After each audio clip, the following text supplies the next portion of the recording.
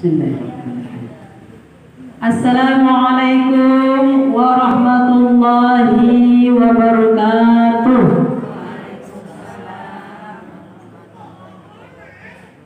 Innal hamdalillah nahmaduhu wa nasta'inuhu wa nastaghfiruh wa na'udzu billahi min sururi anfusina wa min sayyiati a'malina. May yahdihillahu fala mudilla lahu wa may yudlil fala hadiya lahu.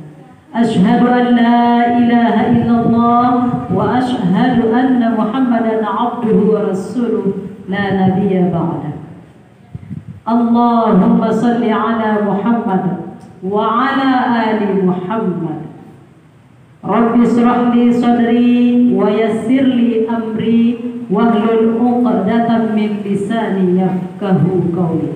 Ya Allah, lapangkanlah dadaku, mudahkanlah urusanku, dan hilangkanlah kekakuan lisanku agar mereka paham mendengar perkataanku. Ibu-ibu jamaah Al-Manar yang dimuliakan Allah Subhanahu wa taala, sehat semua, Bu?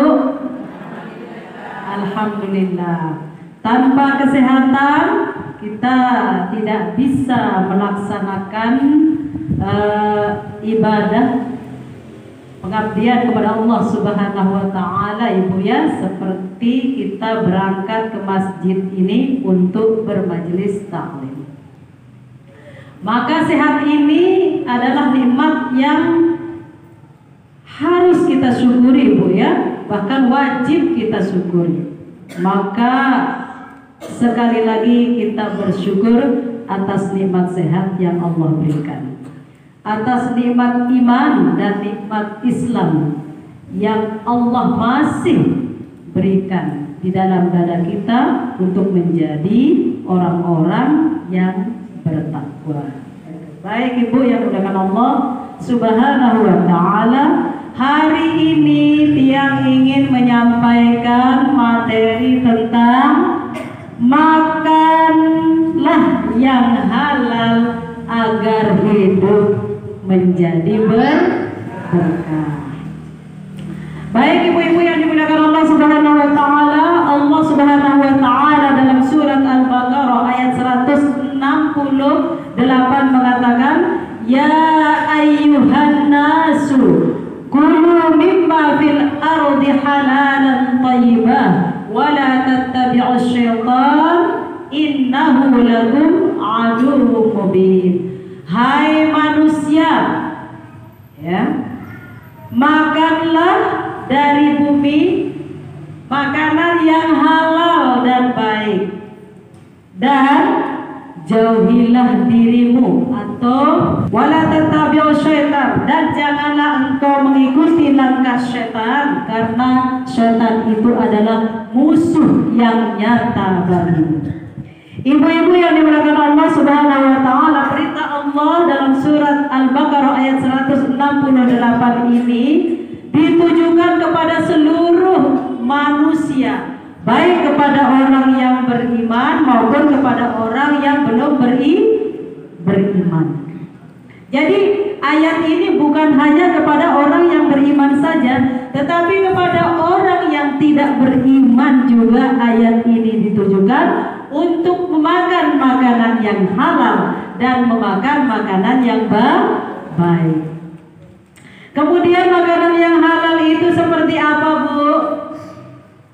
Yang halal itu tentu hak milik kita yang tidak mengganggu hak orang lain.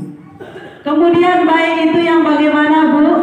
Baik itu tentu yang memberikan manfaat bagi kesehatan kita dan bagi kehidupan kita. Jadi tidak cukup perintah halal thayyibah itu hanya halalnya saja atau hanya baiknya saja, tetapi yang disuruh oleh Allah Subhanahu wa taala kita memakannya adalah makanan yang baik dan halal. Jadi kalau misalnya makanannya halal, Bu, milik kita tapi basi, bermanfaat enggak, Bu, di tubuh kita? Tidak bermanfaat. Makanya luar biasa Allah menganjurkan kita untuk memakan makanan yang halal dan yang baik. Dia tidak basi, Bu. Dia segar, tapi mengambil milik orang lain. Sesuai syaratnya enggak, Bu? Tidak sesuai. Maka yang benar sesuai perintah Allah Subhanahu wa taala, anjuran kita makan itu dalam surat Al-Baqarah ayat 168 adalah yang halal dan baik. Dan janganlah kamu mengikuti langkah setan, karena setan itu adalah musuh yang nyata bagimu. Bu, kalau ada makanan halal, tentu ada yang haram. Yang haram itu yang bagaimana, Bu? Haram zatnya dan haram sumbernya. Yang mana yang dikatakan haram zatnya, Bu? Ya seperti misalnya babi, anjing, zatnya sudah haram, Bu. Tidak boleh kita makan, ya tidak, Bu? Kemudian yang sumbernya haram bagaimana? Kambing boleh dimakan tidak, Bu? Halal. Tapi kalau makan kambing orang gimana, Bu? Inilah yang dikatakan dengan haram sumbernya. Jadi ibu-ibu yang dimuliakan Allah Subhanahu wa taala, mengapa Allah memerintahkan kita untuk memakan makanan yang halal dan memakan makanan yang baik? Karena awal mula daripada dosa manusia berasal dari makanan. Benar tak, Bu? Ingat tak peristiwa Nabi Adam alaihissalam? Ingat, Bu, ya? Jadi Nabi Adam alaihissalam memakan yang sudah dilarang oleh Allah Subhanahu wa taala. Apa kata Allah? Wa qulna ya Adam uskun anta wa zawjukal jannata wa kula minha ragadan haitsu syi'tuma wa la taqraba hadhihi syajarata fatakuna minaz zalimin, kata Allah. Itu dalam surat Al-Baqarah ayat 35. Apa artinya, Bu? Dan kami berfirman, wahai Adam, tinggallah kamu bersama istrimu di surga, makanlah semua hidangan yang diberikan di surga, tapi ingat jangan dekati pohon apa namanya, Bu? Khuldi, dan jangan memakan buahnya. Tetapi apa yang terjadi, Bu? Yang terjadi adalah sebagaimana yang disebutkan dalam surat Al-Baqarah, kelanjutannya yaitu ayat yang ke-36, fa'azallahuma syaitanu anha fa'akhrajahuma mimma kana fihi wa qulna bitu ba'dukum li ba'din aduwwun lakum fil ardi mustaqarrun wa mata'un. Jadi yang terjadi adalah mereka berdua telah tertipu daya oleh syaitan. Ya enggak, Bu? Allah sudah melarang, tetapi kenyataannya Nabi Adam bersama istrinya yang sudah dipesan oleh Allah tertipu daya oleh rayuan syaitan. Lalu apa kata Allah, Bu? Wahai Adam, turunlah kamu dari surga, karena kamu adalah musuh dari sebagian yang lain. Maka tinggallah kamu di bumi dengan penuh kesenangan sampai pada waktu yang ditentukan. Jadi Nabi Adam alaihissalam bersama istrinya disuruh turun dari surga oleh Allah Subhanahu wa taala karena tidak mampu menahan godaan syaitan. Untuk memakan apa, Bu? Memakan makanan larangan Allah. Nah, makanya mengapa Allah Subhanahu wa taala mengatakan kepada kita untuk tidak mendekati rayuan setan. Lalu setelah Allah memerintahkan Nabi Adam alaihissalam bersama istrinya untuk turun ke bumi, maka Allah mengatakan sesuatu kepada Nabi Adam dan Adam merasa bersalah dan berdosa. Lalu apa yang dikatakan Nabi Adam, Bu? Rabbana zolamna anfusana wa illam taghfir lana wa tarhamna lanakunanna minal khasirin. Rabbana zolamna, ya Allah, sesungguhnya kami telah zolim terhadap diri kami sendiri. Dan apabila Engkau tidak mengampuni kami, dan apabila Engkau tidak merahmati kami, maka sesungguhnya, kata Nabi Adam, kami adalah orang-orang yang zalim.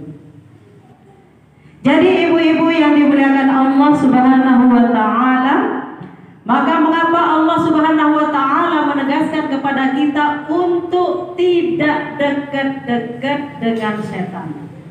Ya, dalam surat Al-Baqarah ayat 169 dikatakan, innama ya'murukum bis-su'i wal fahsya wa an taqulu 'ala Allahi ma la ta'lamun. Ada dua tugas setan, Bu. Apa saja, Bu? Pertama, hanya menyuruh kita berbuat kejahatan. Dan yang kedua, hanya menyuruh kita berbuat kemaksiatan. Terus apa katanya? Wa antaqulu 'ala Allahi ma la ta'lamun, dan dia mengatakan tentang Allah, dan dia mengatakan tentang Allah apa yang tidak dia ketahui.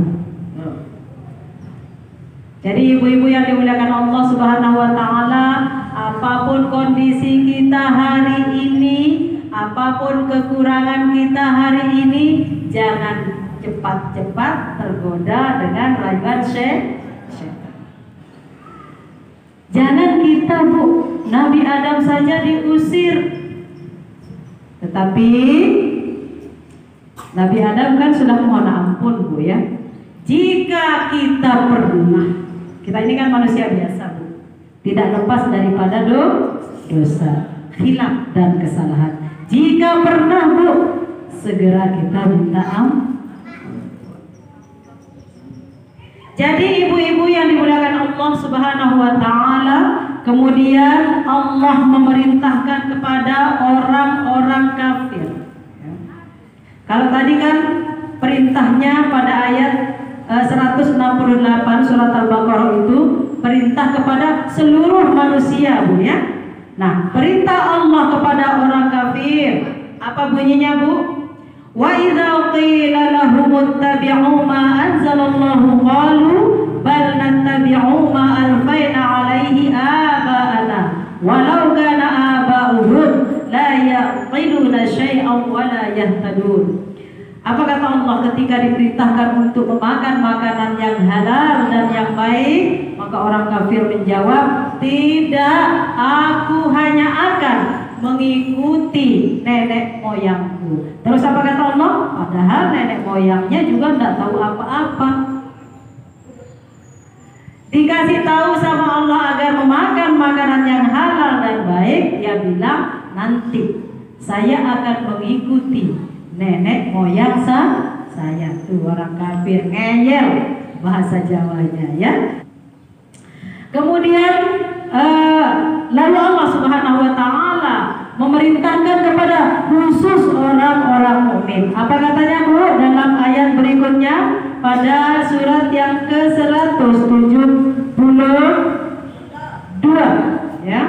Ya ayyuhalladzina amanu kulu min thayyibati ma razaqnakum washkuru lillahi in kuntum iyyahu ta'budun. Hai orang-orang yang beriman, makanlah makanan yang telah diberikan kepadamu oleh Allah Subhanahu wa ta'ala. Mengapa ketika Allah memerintahkan kepada orang yang beriman tidak dikatakan halalan thayyibah, Bu? Karena tentunya orang yang beriman itu pastilah tidak memakan makanan yang haram. Jadi kalau kita mengatakan diri kita beriman, Bu, jangan pernah coba-coba kita memakan makanan yang haram. Kita cukupkan diri kita, Bu, walaupun sedikit. Jangan kita selalu memaksakan diri sehingga nanti kita mencarinya dengan cara-cara yang tidak baik. Ya, Bu ya. Saya mau tanya, Bu, kita ini rata-rata pernah nggak sih mengalami kesulitan, Bu? Ayo, gatiran sulit ini. Masya Allah ya. Pernah tidak, Bu? Bahkan mungkin hari ini kita sedang diuji oleh Allah Subhanahu wa Ta'ala dengan kekurangan harapan. Tapi ingat, Bu, jangan sekali-kali kita memberanikan diri untuk melakukan hal-hal yang Allah benci. Karena kalau Allah sudah murka, denara kancen tercurhat. Kalau apapun kondisi kita hari ini, jangan pernah tergoda. Curhatnya gimana, Bu? Gimana curhatnya? Allahumma kfini bihalalika an haramika wa aghnini min fadlika amman siwaka ya Allah. Curhat, nangis, Bu. Bagusnya curhat itu kapan, Bu? Bagusnya curhat itu jam berapa, Bu? Di sepertiga malam. Saya ingat nangis, Bu. Tidak ada kecuali Allah. Saya jadi mau nangis ini. Karena Allah itu kan udah janji tidak akan mengabaikan permohonan hambanya. Nah, itu berkepeng terus bare jam 3 terus, Ibu.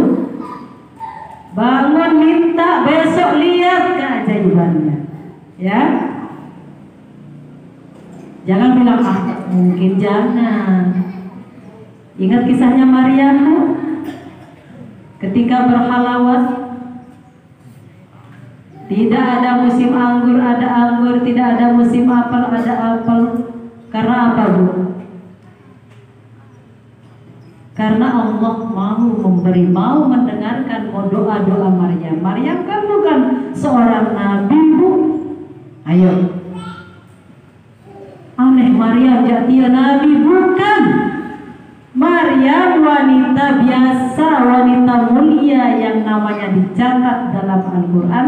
Karena apanya, Bu?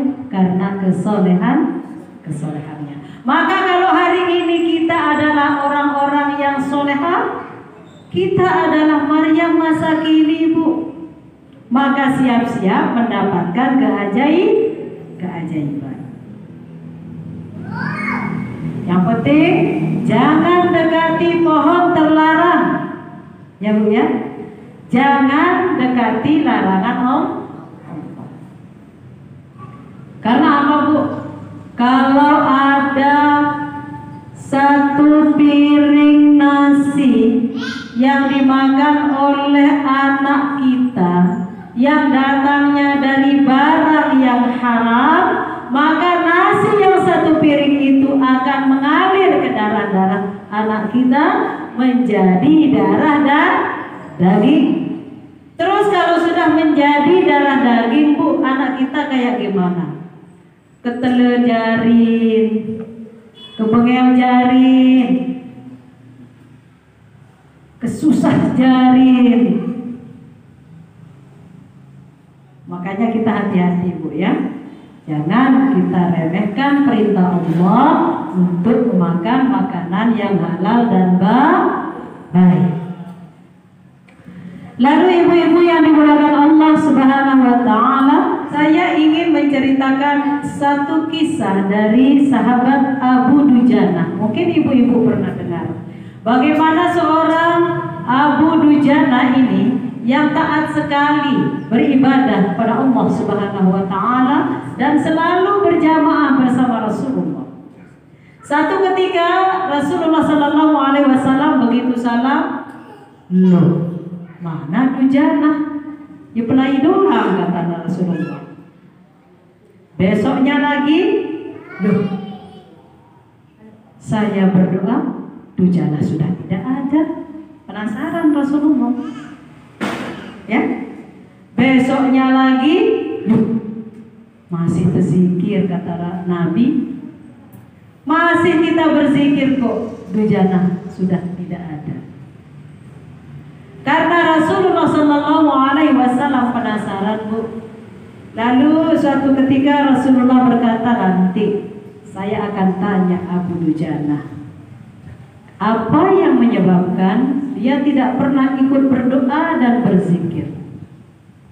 Lalu ketika Rasulullah Shallallahu Alaihi Wasallam berjumpa dengan Abu Dujana, Rasulullah berkata, wahai Abu Dujana, mengapa sih setiap saya berzikir dan berdoa kamu sudah tidak ada?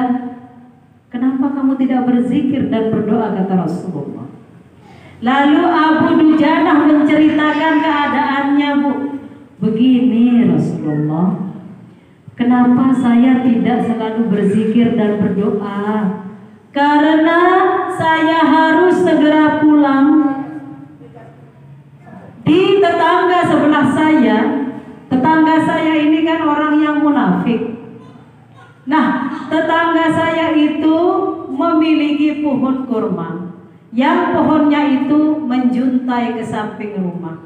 Saya khawatir, wahai Rasulullah, kalau buah kurma yang terjuntai ke rumah saya jatuh dan termakan oleh anak saya.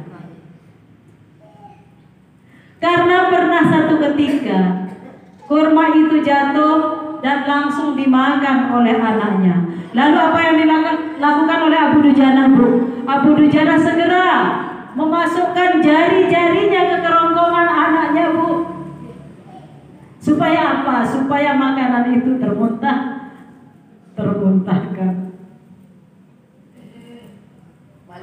Jadi kurma yang dimakan tadi itu keluar. Apa yang ditakutkan oleh Abu Dujana, Bu? Abu Dujana takut kalau kurma yang dimakan oleh anaknya itu akan mengalir ke tubuh anaknya. Maka apa yang terjadi pada diri Rasulullah ketika mendengar cerita Abu Dujana?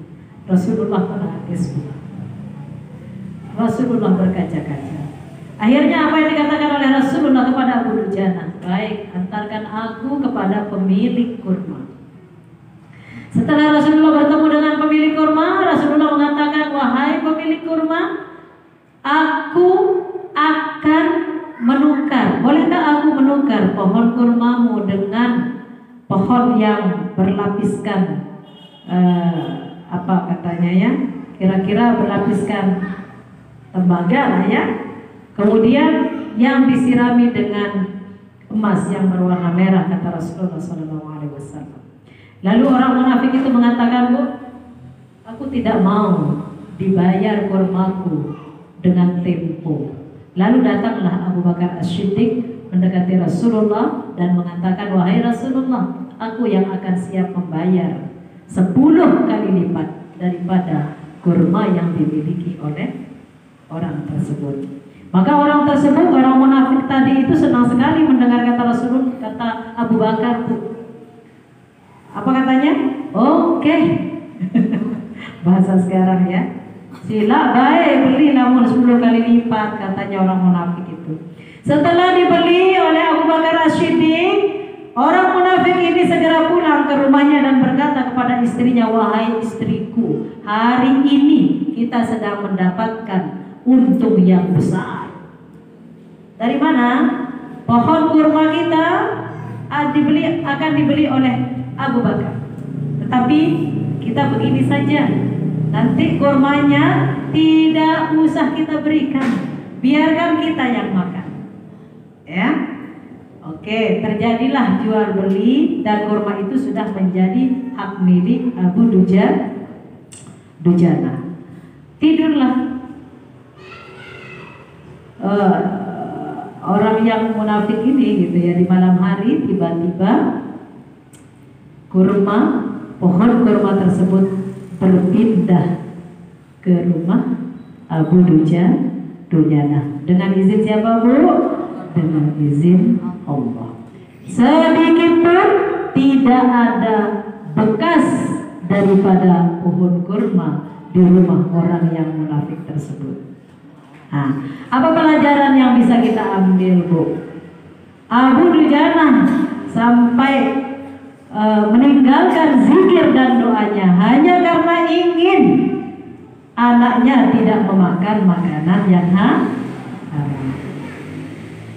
Jadi ibu-ibu yang dimuliakan Allah Subhanahu wa taala, Nabi Muhammad SAW mengatakan dalam sebuah hadisnya, anna Rasulullah SAW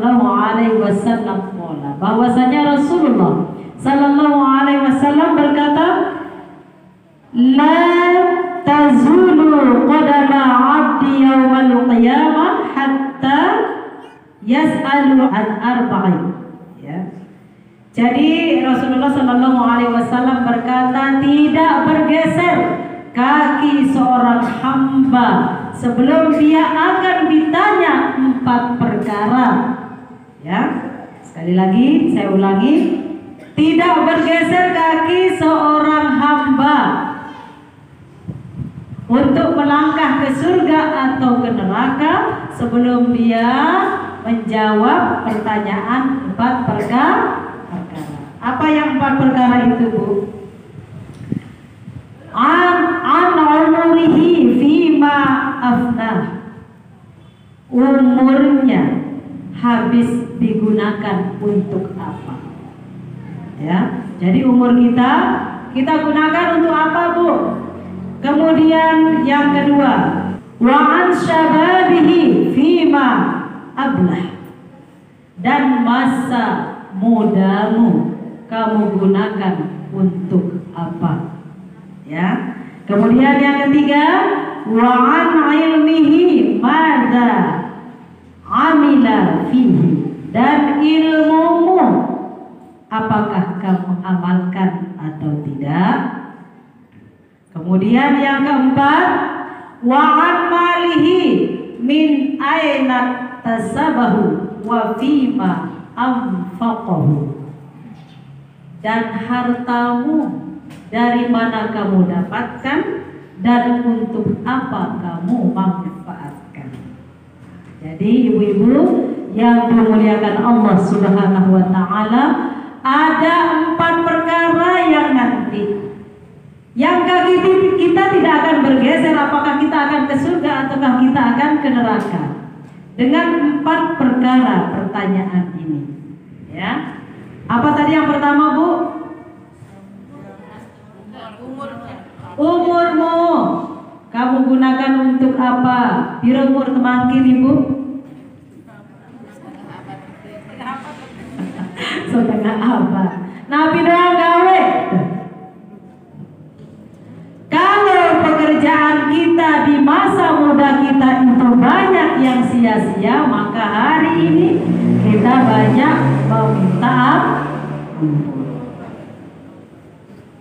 Kemudian yang kedua, Bu, masa mudamu kamu gunakan untuk apa? Makin kan anak teluwek sak bajang-bajang, Bu, nggih. Sila atau pada peringat ya.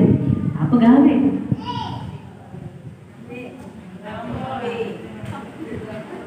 Apa yang dikerjakan oleh anak-anak muda kita sekarang, Bu? Main game. Aneh. Kan Bu, periksa napi sak kelorang. Nggih, itu tergantung ortunya. Ya. Lalu saluwe pegang HP dari malam sampai pagi, HP lagi, tergantung siapa, Bu? Ibunya.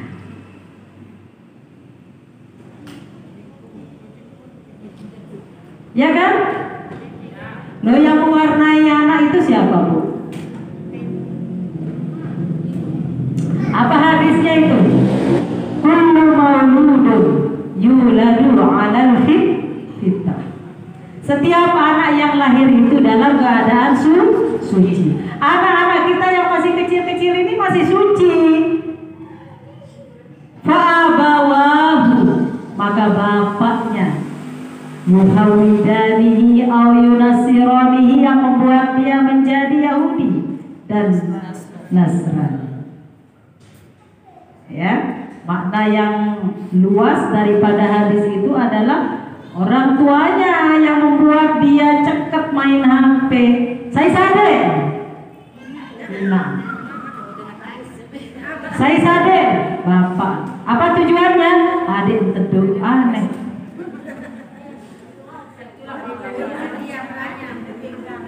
Salah, Bu. Kan ibu itu adalah pendidik, Bu, ya. Umur madrasah, guru buat anak-anaknya, teman buat anak-anaknya. Nih HP. Kita yang membuat dia rajin main HP dan pintar main HP, ya. Maka jika ada anak-anak muda kita hari ini yang hanya kerjaannya main game, tolong diingetin ya, Bu. Kewajiban kita kan mengingatkan, gitu? Sambil kita mendoakan, ya Allah, ya Tuhanku, engkau anak main game ya Allah. Kalau kabulkan, insya Allah. Kemudian yang ketiga apa, Bu? Ilmu. Balighu anni walau ayat. Ibu bisanya apa, Bu? Sampaikan. Misalnya, Bu, nanti di rumah ya ada yang kebetulan tidak ikut ngaji, tenak tokol. Kalau misalnya ibu merasa malu, jangan bilang alhamdulillah, nahmad, jangan begitu juga, Bu, ya. Ajak duduk. Arab baik bahasa kita untuk menyambung bukit perkataan tiang hari ini, atau ilmu-ilmu yang sudah ibu ketahui, sampaikan, Bu. Karena apa? Kalau kita tidak sampaikan, dimintai kita pertanggungjawaban terhadap ilmu yang kita punya. Kalau kita di sini, Bu, rata-rata penghasilan kita apa, Bu? Berdagang, petani, guru, atau apa, Bu? Kebanyakan apa, Bu? Pedagang. Kalau ada saudara kita yang hari ini sangat susah hidupnya, ajak pedagang, Bu. Jangan terbalik. Nah, adik Nara tahu adik aku tetap lais.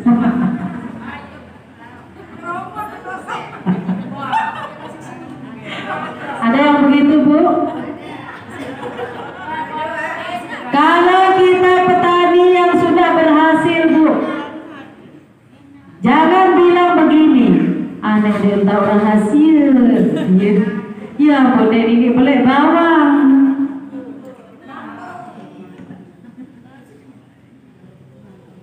Ya kode-kode apa? Jagung.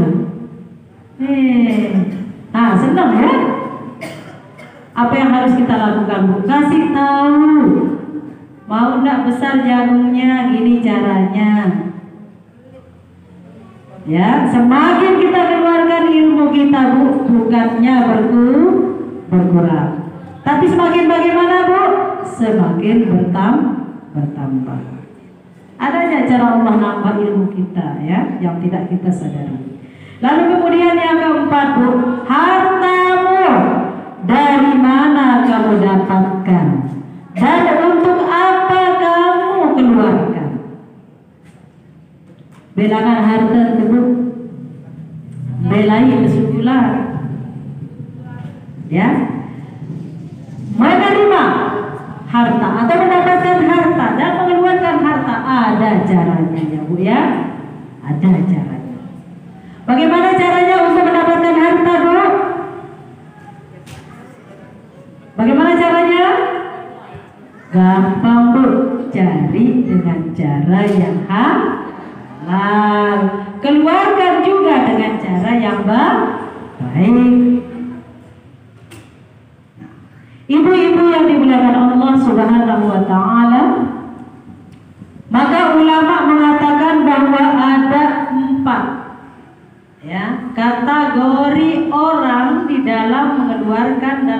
mendapatkan hartanya. Pertama, orang yang mulia. Bagaimana caranya mendapatkan harta? Cara dia mendapatkan hartanya adalah pertama, sumbernya halal, pekerjaannya baik, cara mengeluarkannya benar. Ya, kan bekerjanya di tempat bekerja yang baik, pasti halal kan? Ya, kemudian keluarkan dengan cara yang baik. Caranya gimana? Sedekahkan kepada orang yang berhak menerima sedekah, infakkan kepada orang yang berhak menerima infak kita. Itu namanya orang yang mulia. Kemudian yang kedua, orang yang buruk, sumbernya benar tetapi cara mengeluarkannya salah. Dia bekerja dengan baik, dia mendapatkannya dengan halal, tetapi dia keluarkan dengan cara yang buruk. Gimana caranya, Bu? Dia pakai minum minuman keras, dia pakai berjudi. Kalau ibu-ibu dipakai ngapain, Bu? Kan gak mungkin ada yang minum minuman keras, dan gak mungkin ada yang berjudi. Arak, mabuk, nina, teniki, gak ada. Tapi dipakai apa, Bu? Dipakai berpoya-poya. Jadi ini cukup tanggung seminggu telu. Tidak boleh, boros sekali. Kemudian yang ketiga, orang yang lebih buruk daripada orang yang buruk tadi, Bu. Siapa itu? Sumbernya haram dan dikeluarkan untuk yang halal. Aneh berbeda cerita. Dia mencuri, lalu dia merampok dan mendapatkan uang, lalu dia pakai untuk umrah. Ada tak yang aneh, Bu, seperti itu? Tak ada, ya? Ada tak? Lalu yang keempat, yang paling buruk dari yang buruk tadi adalah sumbernya haram dan keluarnya haram. Maksudnya gimana, Bu? Dia dapatkan harta itu dari hasil mencuri, dari hasil merampok, dari hasil menipu, lalu dia gunakan untuk minum minuman keras. Lengkap nomor 4 niki. Ya, tentang status dan kedudukan harta. Baik ibu-ibu yang dimuliakan Allah Subhanahu wa taala, lalu apa sih dampak daripada kehidupan kita jika ada sumber dari makanan kita yang tidak halal? Yang pertama adalah tidak berkah. Berempe-rempe luwe kepelnya kurang doa. Dek ini cukup. Itu dampaknya, Bu, ya, tidak berkah. Rumah besar, perusahaan banyak, uang sekarung, lalu kurang doa. Ya, itu tidak berkah. Anak sakit semama, anak seteruk aneh. Nabi artin harta. Gimana, Bu? Nah, jadi itu namanya harta yang tidak berkah. Kemudian yang kedua, dampak daripada memakan makanan yang tidak halal adalah doa kita tidak akan dikabulkan. Jadi suatu ketika seorang bertanya kepada Rasulullah SAW, dia datang dengan pakaiannya yang kotor, dengan rambutnya yang panjang dan kumel, lalu berkata kepada Rasulullah, "Ya Rasulullah, aku sudah lama berdoa, tapi doaku tidak dikabulkan." Lalu apa kata Rasulullah, Bu? Bagaimana kamu doanya akan dikabulkan? Apa yang kamu makan adalah makanan yang haram, kamu kotor. Ya, itu kata Rasulullah SAW. Kemudian yang ketiga, dampak daripada makan yang tidak halal ini, haji dan umrohnya haram. Ya, Kemudian yang keempat, terjadi kerusakan hati. Bagaimana kerusakan hati itu, Bu? Tidak ada kepedulian sosialnya kepada siapapun. Enggak ada benci doang arah, sakit tangan doang arah, sili doang gawe. Tidak ada ketenangan pada dirinya. Ini adalah dampak daripada makanan yang tidak halal. Kemudian juga sudah tadi ya, tidak punya kepekaan sosial, arak dengan mate abot datang, ya, arak dengan susah abot betulung, ya, tidak peduli. Karena yang ada dirinya adalah bagaimana saya ini bisa terus, tidak ada orang lain yang dia pikirkan. Kemudian yang keempat, yang keenam, bahwa yang keenam adalah dampak daripada memakan makanan yang tidak halal adalah sangat berat tuntutannya di akhirat. Jadi ibu-ibu yang dimuliakan Allah Subhanahu wa taala, saya ingin menceritakan tentang kisah-kisah para salafus saleh, tentang bagaimana kehati-hatian para salafus saleh dengan makanan-makanan yang tidak halal. Rasulullah sallallahu alaihi wasallam ketika bersama istri beliau, ya, pernah memakan kurma yang berada di dekat ranjang beliau. Suatu ketika Rasulullah resah sekali, resah dan gelisah, ya, tidak seperti biasanya. Lalu istri beliau berkata, "Wahai Rasulullah, apa yang terjadi pada dirimu? Kok hari ini engkau begitu resah?" Lalu apa kata Rasulullah? "Wahai istriku, aku telah memakan satu buah kurma di dekat ranjang. Aku khawatir bahwa ini adalah kurma sedekah." Rasulullah kata boleh menerima sedekah, ya. Tetapi kalau menerima hadiah boleh tidak, Bu? Boleh. Takut sekali Rasulullah Sallallahu Alaihi Wasallam. Ya. Kemudian yang contoh kedua, ya, bahwa Abu Bakar As-Siddiq kalau dijamu oleh seseorang, kalau dihidangkan makanan oleh seseorang, Abu Bakar As-Siddiq selalu bertanya, "Wahai sahabat, dari mana makanan ini?" Ya. Tetapi suatu ketika Abu Bakar As-Siddiq dihidangkan makanan oleh salah seorang sahabat, Abu Bakar As-Siddiq tidak bertanya. Langsung saja Abu Bakar Bismillahirrahmanirrahim langsung memakan dan menyantap makanan itu dengan enak. Kemudian sahabat itu bertanya, "Wahai Abu Bakar As-Siddiq, biasanya engkau sebelum makan, engkau bertanya dulu dari mana sumbernya makanan ini," kata sahabat itu. Lalu Abu Bakar berkata, "Oh iya, lupa deh." Bahasa sekarang, ya. Lupa.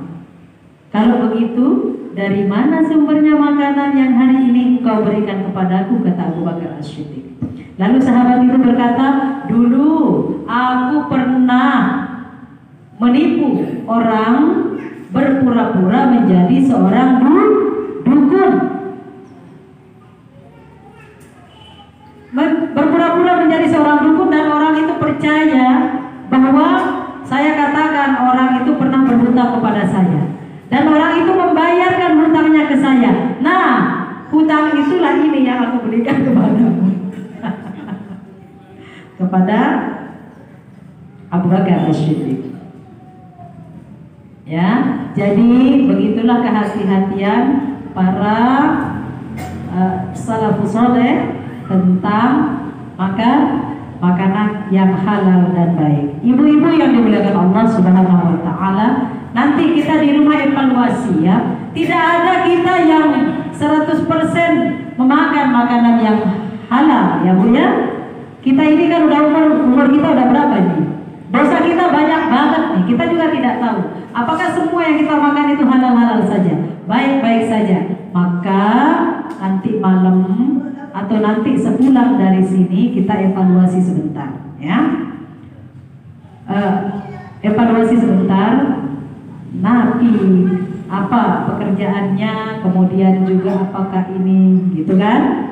Apakah selama ini saya memakan yang halal? Apakah saya memakan yang tidak halal. Karena begini Bu, kalau kita tidak memperhatikan makanan itu, sekali lagi yang saya sampaikan tadi akan berpengaruh pada kehidupan kita sehari-hari.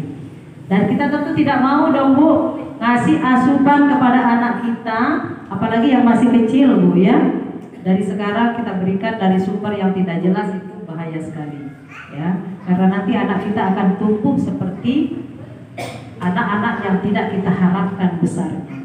Tapi insya Allah kita di Jamaah Al-Manar ini insya Allah bebas dari makanan-makanan yang tidak dapat kita bertanggung jawabkan. Jadi demikian ibu-ibu yang dimuliakan Allah Subhanahu wa taala. Mudah-mudahan apa yang sampaikan hari ini menjadi evaluasi untuk tiap sendiri mungkin. Nah, jadi kita juga ngajar itu di sekolah juga tidak menutup kemungkinan ada hal-hal yang membuat kita memakan makanan yang tidak baik, loh Bu, ya. Jadi semua lini kehidupan kita mesti kita hati-hati, mesti kita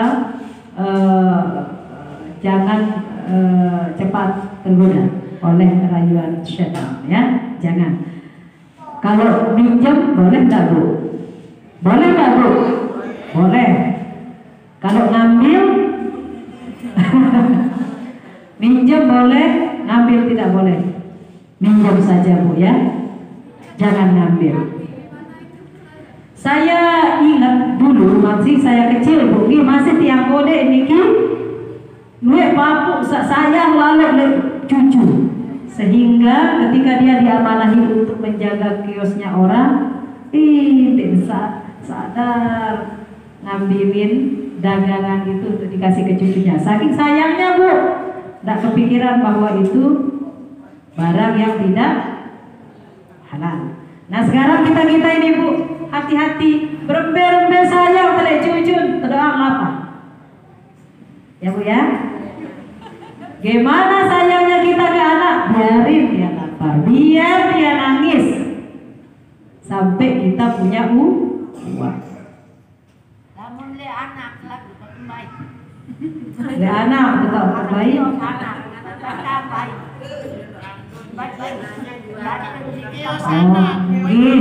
Nggih.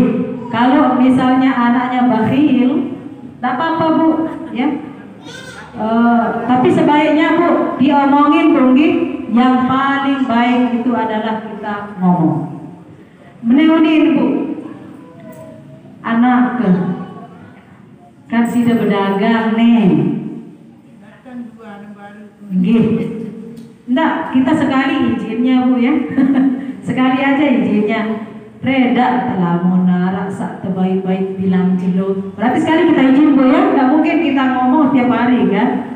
Besok lagi kita ngomong reda, bosan anak ketengah. Sekarang kita izin aja ya. Izin Bu. Reda telamun narak sak terbaik bilang jelo anak kara aja itu tua arak doang nele teken orang. Satu kali izin untuk selama-lamanya mungkin tidak apa-apa. Kalau anak kita sudah ridha, sudah ikhlas, ya. Ya kalau dibeli, ya kalau kita sebagai orang tua itu juga tidak akan membeli loh. Gitu. Gitu. Bebas pulsa jadi. Makanya yang paling penting adalah kita tetap ngomong, tetap berkomunikasi. Mau laki anak kita, mau perempuan anak kita, yang paling santun itu kita tetap ngomong. Masa baru tidak perlu kita banyak bicara, sekali saja cukup kok, ya. Tetapi tentu dalam satu hal. Jangan misalnya selalu anak tetap baik, dia ya. Tapi kalau hanya sekedar ya Allah. Berdosa anaknya itu kalau tidak memberikan ibunya. Ustazah, ya. ini juga fenomena sering kita lihatkan sehari-hari. Ada orang yang begawe kan, terus ada bawa anak kecil, terus ada yang minta itu, boleh kita kasih kalau kita izin sama yang punya gawe. Nah, Betul itu loh. Kita jangan sembarangan loh. Karena begini, kita jangan biasakan diri kita sembarangan. Betul itu Bu, itu kebiasaan, tetapi itu tidak baik. Kita anggap biasa Bu, tetapi tidak baik. Karena pertama begini, pandangan manusia, tiang doang, lamun tiang kereng engat sak penuh deh teman enak. Ibu juga lihat saya misalnya. Dia coba, nah lain rupanya Bu. Nanti tuh berdua gawe niki, oh dia bau di dalam nih jatuh tahu penuh. Pokoknya tetap Bu, tetap kita pertama menjaga diri kita ya. Padahal itu kan biasa Bu ya, biasa itu. Tapi tidak ada salahnya kita ngomong. Misalnya gini Bu, coba endengan sekali kata anak-anak. Itu kan tak apa-apa Bu. Endengan. Nanti kalau kita ngomong begitu, yang punya gawe akan bilang begini, nejak berkualitas kanjen nih. Lamun dek ngendeng izin, lamun dek tersadek, dek nambah baik. Nah, gimana Bu? Ya enggak Bu? Jadi di pandangan Allah kita mulia, di pandangan manusia kita mulia.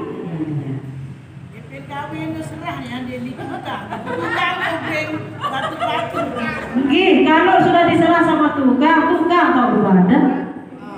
Nggih, tukang tahu ibadah. Begini Bu, ingat, mulia dalam pandangan manusia dan mulia dalam pandangan Allah. Coba sila indeng-indeng, indeng-indeng sudah. Tahun ketemu kali 4 kali engat ngebayin. Dah jak dia ke orang Bu, tetapi gimana Bu pandangannya? Ya dua setengah ketuk-ketuk. Ingat Bu, walaupun kita pegawai situasinya biasa, tetap Bu, ini marwah namanya, ya, harga diri.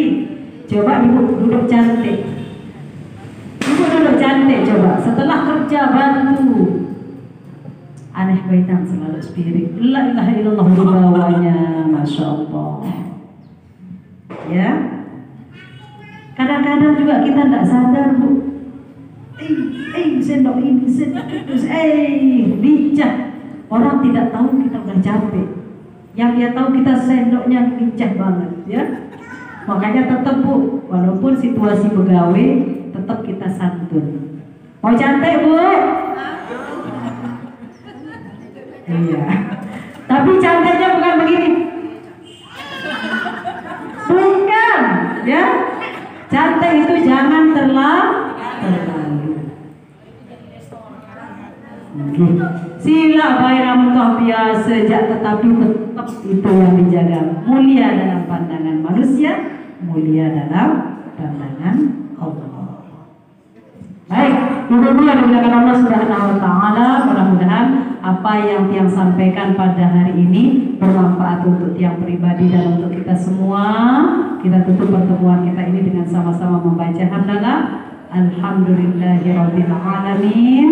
Sebelum kita membaca doa kafaratul majlis, saya ingin kita beristighfar 3 kali ya. Nanti pas ibu pulang dari sini beristighfarlah sampai rumah ya. Astaghfirullahaladzim, astaghfirullahaladzim, astaghfirullahaladzim. Subhanakallahumma wa bihamdika asyhadu an la ilaha illa anta astaghfiruka wa atubu ilaik. Assalamualaikum warahmatullahi wabarakatuh.